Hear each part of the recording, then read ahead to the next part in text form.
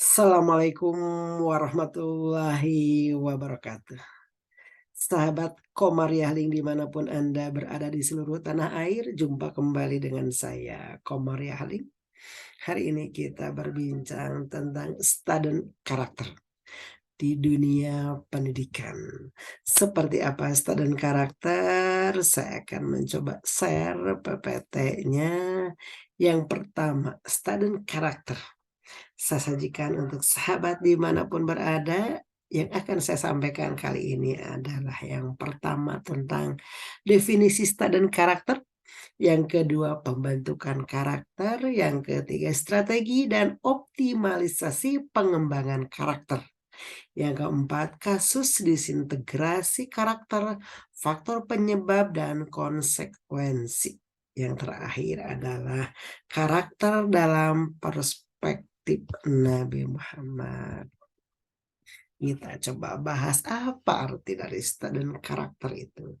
Yang pertama, menurut KBBI bahwa karakter itu sifat kejiwaan, akhlak atau budi pekerti yang membedakan seseorang dari yang lain. Begitu juga menurut istilah psikologi bahwa karakter adalah perangai sifat dasar yang khas satu sifat atau kualitas yang tetap, terus-menerus dan kekal yang dapat dijadikan ciri untuk mengidentifikasikan seorang pribadi. Jadi setiap orang, setiap individu punya ciri khas karakter yang melekat pada dirinya. Menurut Kemendikbud ada 18 nilai karakter, yaitu religius, jujur, toleransi, disiplin, kerja keras, kreatif, mandiri, demokrasi, rasa ingin tahu, semangat kebangsaan, cinta tanah air, menghargai prestasi, persahabatan atau komunikatif, cinta damai, gemar membaca, peduli lingkungan, peduli sosial, dan tanggung jawab. Dari sekian karakter ini, ada salah satu yang menonjol menjadi ciri khas seseorang. Nah, pembentukan karakter itu dari mana? Nah, di sini. Bagaimana lingkungan akan membentuk anak menjadi sesuai fitrahnya. Perilaku yang terjadi pada diri seseorang itu diakibatkan oleh dua faktor, yaitu hereditas, keturunan, dan faktor lingkungan. Dua hal inilah yang membentuk karakter anak karena keturunan tentu saja dari orang tua.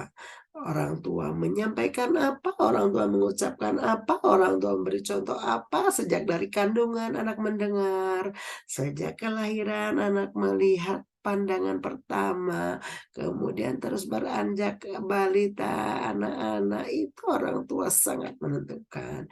Setelah mulai bergaul dengan masyarakat, dengan sekolah, lingkungan juga membentuk karakter seseorang. Nah, strategi dan optimalisasi pengembangan karakter yang pertama adalah pendidikan karakter bisa diberikan kepada anak melalui proses pembelajaran yang kita terima dalam kehidupan sehari-hari.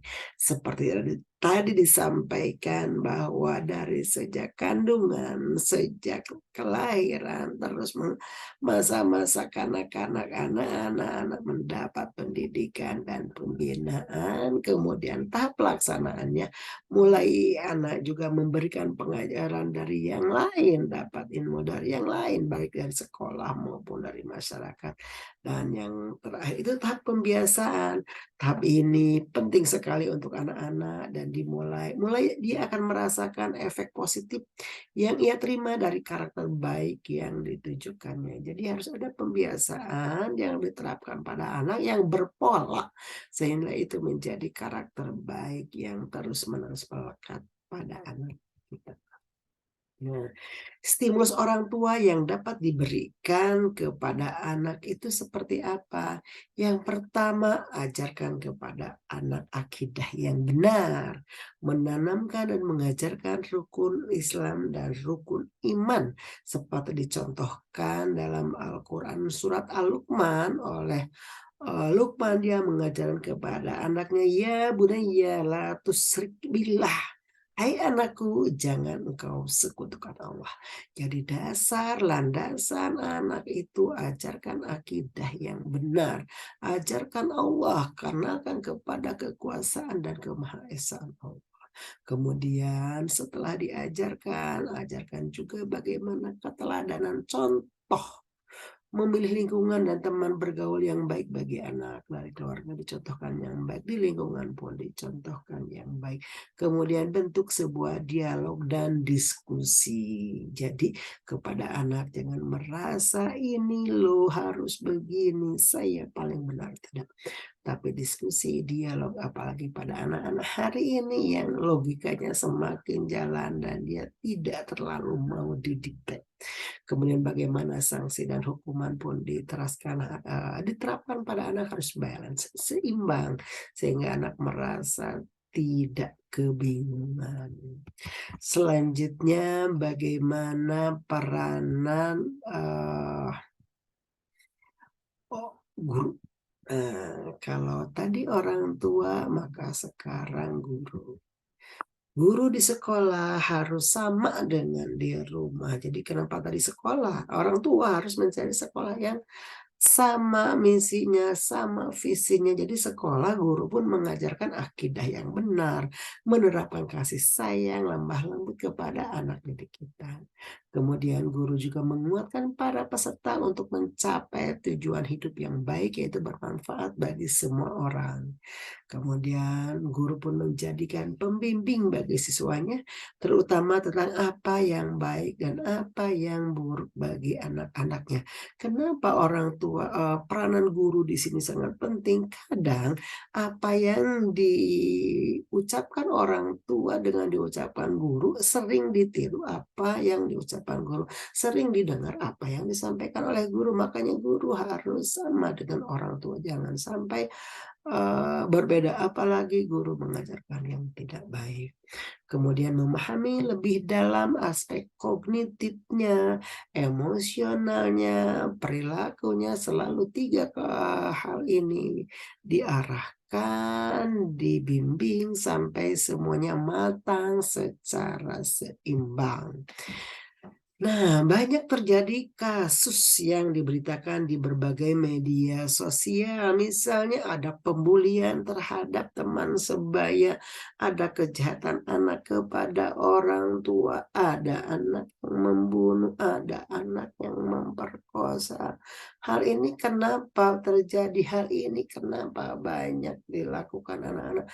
Hal ini karena 2 faktor. Yang pertama dirinya internal, yang kedua eksternal.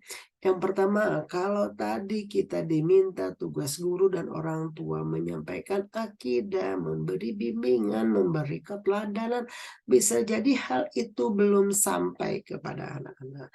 Sehingga pada diri anak ada krisis identitas, mencari jati diri, ingin menemukan sesuatu yang tidak dia temui, dan kontrol dirinya rendah. Anak didik belum bisa mengontrol, anak didik merasa egois, merasa ingin menang sendiri, itu karena hal-hal yang terjadi pada dirinya belum terbimbing secara baik. Kemudian eksternal tadi, lingkungan keluarganya, lingkungan sekitar, tempat pendidikan, minimnya pemahaman agama mempengaruhi anak berbuat tidak baik. Oleh karena itu, di rumah dan di sekolah harus memberikan pemahaman yang baik, pemahaman yang sama, pendidikan yang mengarah kepada hal-hal anak itu menjadi anak yang baik sebagaimana sifat Rasulullah. Rasulullah punya sifat yaitu sidik, amanah, tablik, dan fatonah. Keempat sifat ini harus disampaikan kepada anak. Bagaimana anak harus menjadi orang yang benar, anak menjadi orang yang jujur, anak harus menyampaikan amanah, anak harus menyampaikan mana yang benar, mana yang baik, tablik, ya amar ma'ruf nahi munkar. Kemudian anak harus pintar, dia bisa menganalisis situasi, dia mampu menentukan mana yang benar, mana yang salah, dan tahu arah ke depannya. Nah, dengan memahami sifat Rasul, dengan menyampaikan sifat-sifat Rasul ini kepada anak, maka diharapkan ke depannya anak kita menjadi kader bangsa, kader umat, kader agama yang menjadi teladan di masyarakat, yang menjadi estafeta perjuangan kita di masa depan.